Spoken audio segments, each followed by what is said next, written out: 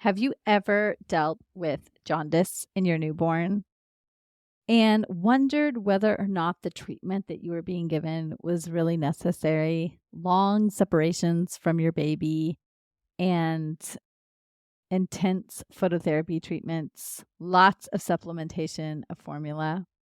Let's talk about newborn jaundice today and the various types of jaundice and how you can advocate for feeding your baby your own milk when you know what type of jaundice your baby has. Let's get into it. When I began breastfeeding, I was blindsided by how difficult it was. Having known only a handful of people who had ever done it and only seeing it up close a couple of times, I had a huge learning curve. Since then, I've become a doula, a childbirth educator, and an internationally board certified lactation consultant, or an IBCLC. I'm your host, Lo Nigrosh, and I welcome you to the Milk Making Minutes, where we explore the systemic, medical, and cultural barriers that make feeding our babies so difficult, so that you know your baby feeding struggles are not your fault. And your triumphs really are the miracles you feel they are. My hopes for today in talking about jaundice is that you feel that you understand jaundice and the best treatments for jaundice, given the type of jaundice that your newborn has, and then you're able to then make decisions clearly and without fear, and that you can take the information that I'll present today to your healthcare providers to have the necessary conversations. So, babies, when they are in utero, have extra red blood cells.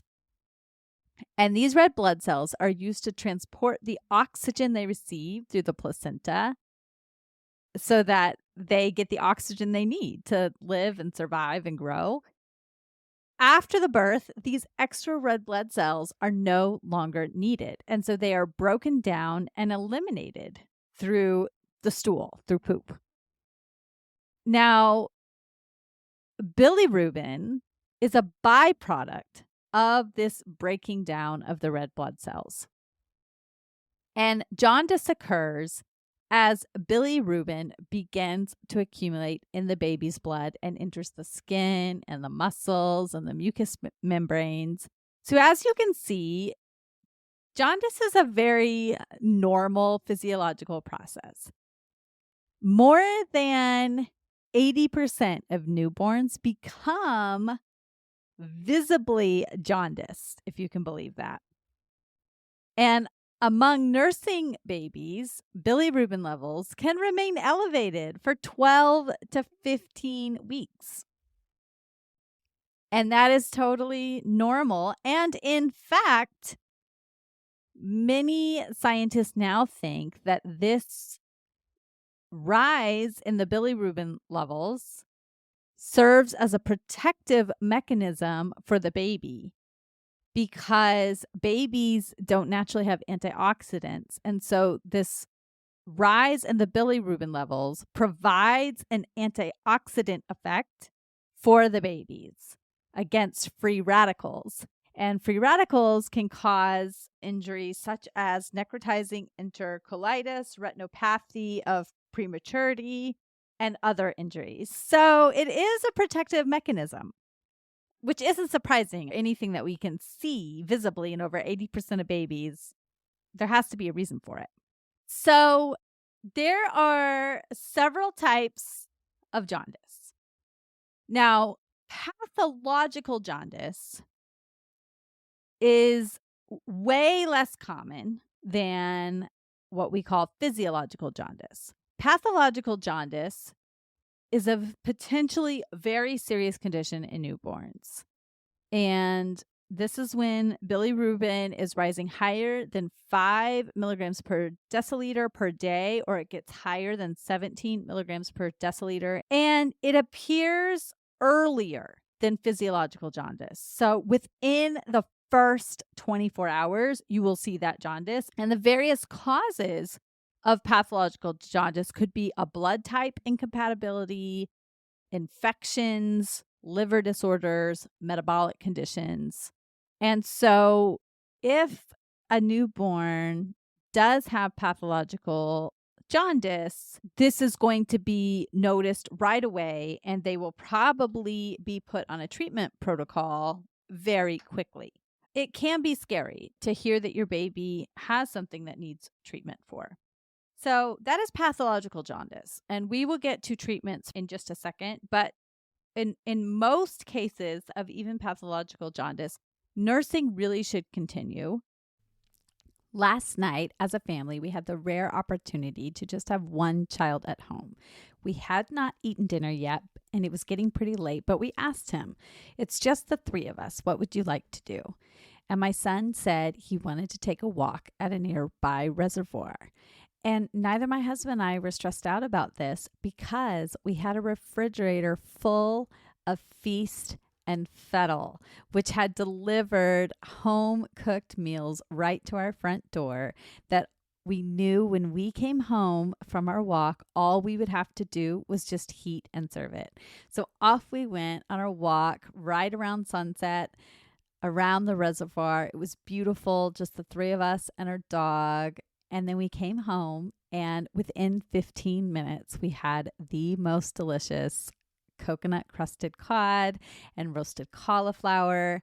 And we ate it while we played Uno together. And the cleanup was so easy. And it made our evening so amazing after a full day of work and allowed us to connect with our child.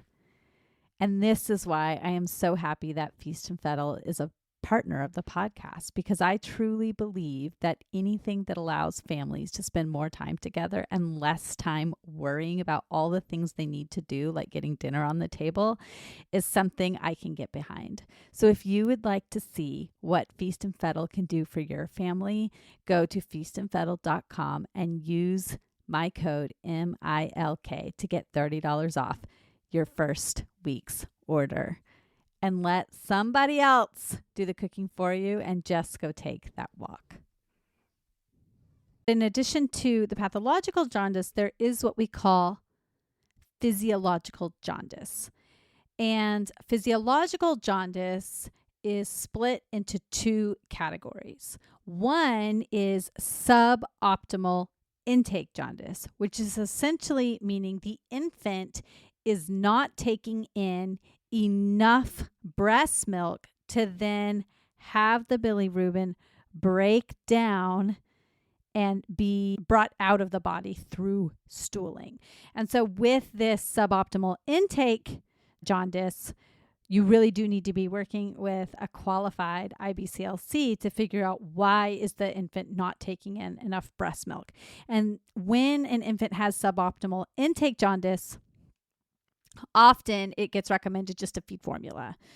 But what we know now is that when we improve intake of breast milk, that is what leads to the better jaundice outcomes, decreasing those bilirubin levels. And then there is prolonged jaundice associated with breast milk, which is higher bilirubin levels that stays in the bloodstream for up to 2 to 3 months, which is actually quite normal. We see this in 21% of breastfeeding babies, and it is quite possible that this really just is a part of that protective mechanism. And as long as those levels are staying below that 15 milligram per deciliter, then it's really nothing to be super concerned about.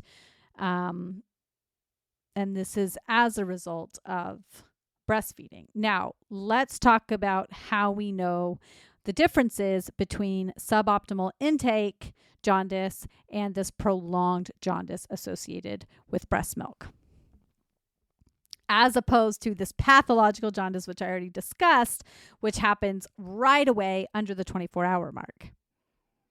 The difference between suboptimal intake jaundice and breast milk jaundice, or prolonged jaundice associated with breast milk, they both have the same onset, usually 2 to 5 days of age is when it onsets. But with suboptimal intake jaundice, it's usually resolved by around 2 weeks. And with this prolonged jaundice, it may last up to 3 months. With the suboptimal intake jaundice, there is ongoing weight loss in those first couple of weeks. So they're not getting back to their birth weight at the time that we would expect. And with the breast milk jaundice, they're gaining above 30 grams per day. And then stool output is the other thing that we look at. So with the suboptimal intake jaundice, they are stooling less than 5 times per day, with the color being black, brown, or green. Once they are getting enough breast milk, that color changes to yellow. And so with the breast milk jaundice, they have more than 8 stools a day, and they have a yellow color. And then same with urine. So with suboptimal intake jaundice, they have less than 5 Ps a day, and it has those uric acid crystals or that brick color. And then with breast milk jaundice, they are peeing 8 or more times a day with a yellow or clear color. With suboptimal intake, they may be fussy and difficult to settle between feedings, or sleepy and difficult to wake for feeding. So either one of those scenarios can lead to not taking in enough breast milk. So the biggest treatment for jaundice is to optimize nursing if a family is choosing to nurse or feed human milk to their baby. So the best practices to follow in the hospital to ensure that nursing happens is early skin-to-skin contact and often skin-to-skin contact. Learning hand expression is great for increasing milk supply. I don't often encourage all of my families to pump because that just adds in an extra complication that is unnecessary. But learning to hand express, however, is really good for milk supply. So that can help when babies have any jaundice. And then making sure that baby has a nice deep latch and seeking out help from an IBCLC when the baby doesn't have a good latch. And if anybody is telling you the latch looks good, but the latch doesn't feel good, speak up, be vocal and say, no, it doesn't feel good. And get someone who is going to trust you and believe you when you say it doesn't feel good to try to figure out why it's not feeling good. If you are not getting the help that you need, it is your prerogative to hire a private practice IBCLC to come in and help you manage breastfeeding. You can absolutely do that, especially if your baby has been diagnosed with something like jaundice, like suboptimal intake jaundice of the newborn after 24 hours, and you are being encouraged to supplement with formula. Because what starts to happen is when this jaundice begins to develop, healthcare providers know that the baby needs to poop more to get this bilirubin out of the system. And so then they just start recommending formula supplementation instead of helping the families to figure out why the baby is not transferring enough milk at the body. And often the reason the baby is not transferring enough milk at the body is because every single baby I see in the hospital is swaddled, for instance. And swaddling is great to keep babies quiet and not making a lot of noise. It is not great for noticing the earliest signs of hunger because they can't start wiggling around and showing that they're restless and moving their hands to their mouth, which are all the earliest feeding cues. When babies start to cry to indicate hunger, it's almost too late. They can't get organized enough to breastfeed. And I'll do a whole episode on this because I think it's really important. Yeah, so we need to optimize breastfeeding in order to improve this suboptimal intake jaundice of the newborn. And so if you are being asked to supplement with formula, you can say, I would like to see the lactation consultant, or you can go online and you can hire an IBCLC. If you would like to hire me, if I am somewhere near you, I can come to you in person and provide that support. Or you can hire me virtually. You can go to www.quabandbirthservices.com, and I would love to do a virtual consultation with you. All you need is your phone, a laptop, a computer, and it's pretty amazing how much I can do to support you, even if I'm not in the room, because I try to practice as much as possible being hands off with my clients. Because in the end, if I am super hands on in helping you feed your baby, then when I walk out of the room, you might not be able to do it on your own. So go to my website, book me. I am happy to help you with any issues you are having, whether it relates to jaundice, low milk supply, if you're trying to wean your baby, whatever it is, I'm here for you. That's what I love to do, is support clients and helping them feel less anxiety and more secure in feeding their babies. So hire that IBCLC to help optimize breastfeeding. It does appear that many severely jaundiced babies appear sleepy or disinterested in feeding. If baby is super, super sleepy, then we are going to keep that baby on the chest as much as possible to trigger those newborn feeding behaviors. And then, of course, we're going to then move on to trying to express breast milk. And then if we do need to feed formula, there are specific formulas that are recommended for jaundice babies, and these are not always available in the hospital, but an alimentum formula and a Nutramigen formula are recommended over other infant formulas because they reduce bilirubin levels faster than other formulas, and they contain an ingredient that is more effective at preventing bilirubin in the baby's intestine from being reabsorbed. And they are less likely to sensitize newborns to allergy.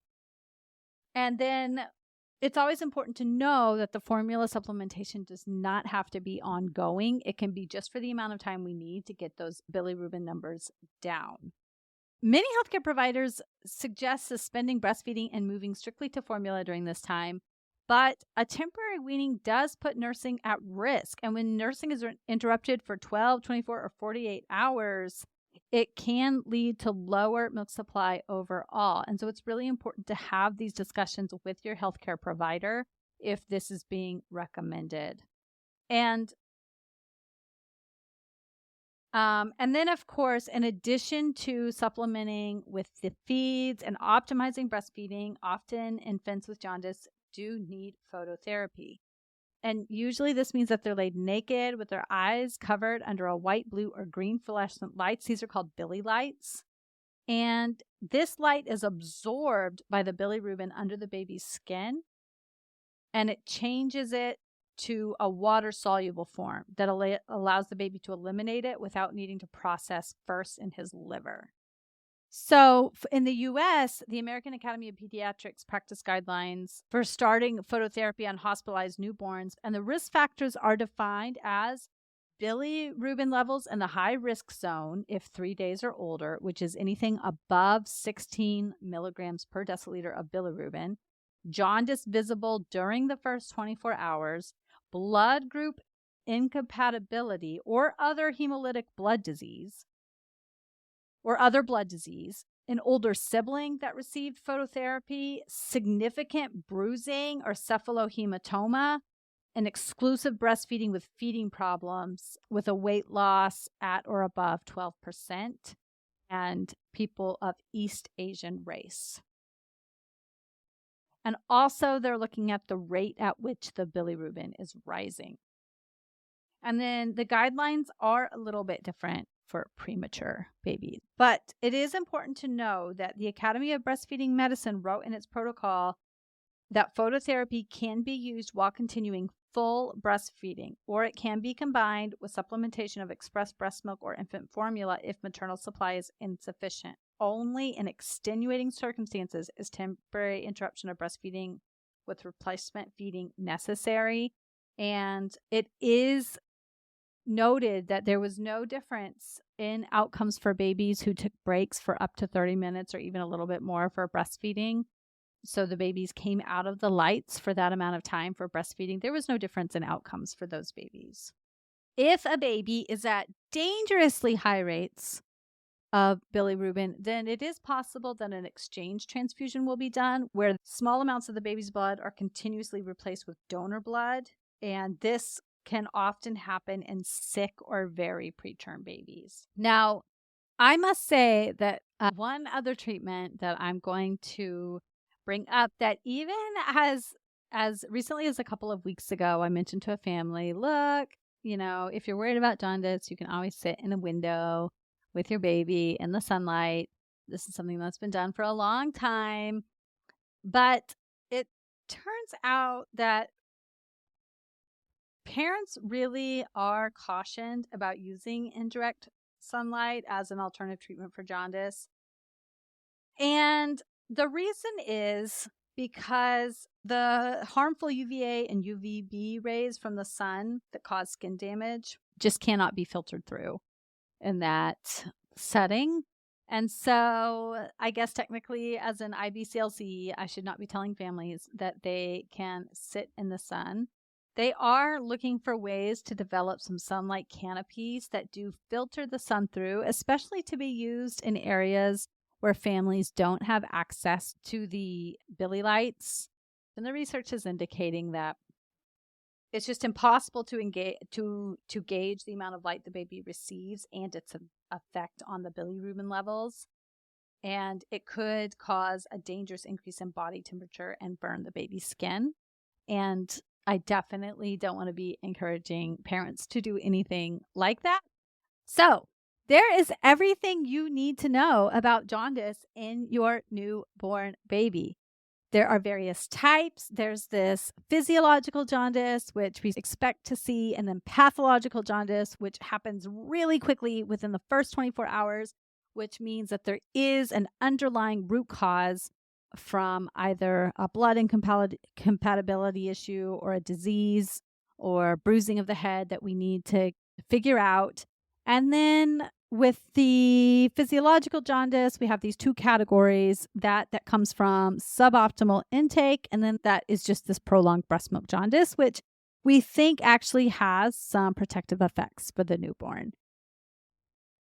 So with that being said, if you have any further questions about breastfeeding your baby, or if you would like to discuss this further, if you have experienced treatment of the jaundiced newborn yourself, I would love to hear what your experiences are. I would love to hear the ways that you were supported in continuing breastfeeding or the ways that you were discouraged from breastfeeding while your infant was being treated for jaundice. So in order to communicate with me about that, you can join my Milk Making Minutes community group on Facebook.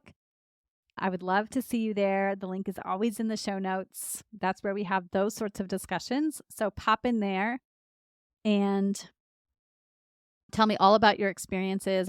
And then finally, just a reminder that if you are wanting to spend more time with your family this summer and less time worrying about what to feed them, considering that during the summertime when they're home, it seems like you're constantly having to feed them already, then take one meal off your plate.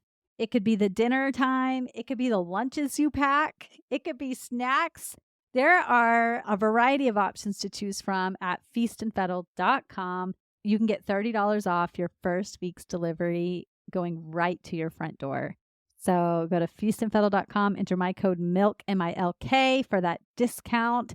And then let me know if you decide to order. I want to hear your experiences too, because I've just loved being a customer.